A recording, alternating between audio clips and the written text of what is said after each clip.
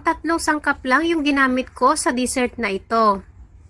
Kaya kung gusto mo nang madalian at hindi mo na kailangang lutuin pa, eto na lang ang gawin mo. Sigurado akong magugustuhan mo at madali lang din hanapin ang mga sangkap nito. Tara, samahan niyo ako hanggang dulo. Gagamit lang tayo dito ng isang lata ng creme densada, isang Milo at fudgy bar. Yung fudgy bar po natin ay 3 piraso yung gagamitin natin. Bali, hiwain lang natin ito sa gitna.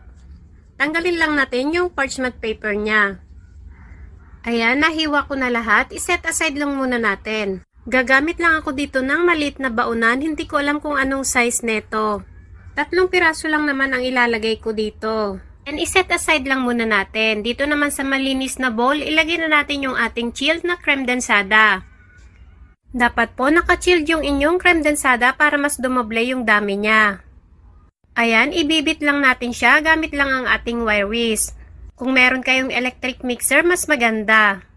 Ayan, okay na ito. Ibuhos na natin sa ating fudgy bar base. Bale, hahatiin ko lang ito para sa ating second layer. Para sa ating second layer naman, ilagay na natin yung natira nating fudgy bar. Pwede naman kayong gumamit dito ng ibang brand ng tinapay. Basta chocolate flavor lang yung pipiliin ninyo. Ayan, ilagay na natin yung ating natira na creme densada. Ibuhos na natin ito lahat. Then, tatakpan lang natin ito at ilalagay lang natin ito sa freezer ng mga 4 na oras. And after 4 hours, at ayan na nga, ginabi na tayo. Pwede na natin itong kainin pero mag-grease muna tayo sa ibabaw ng Milo powder. Para mas lalong masarap. Tikman na natin ang ating 3 ingredients dessert na chocolate ice cream cake or fudgy bar ice cream chocolate cake. Basta, yun na yun.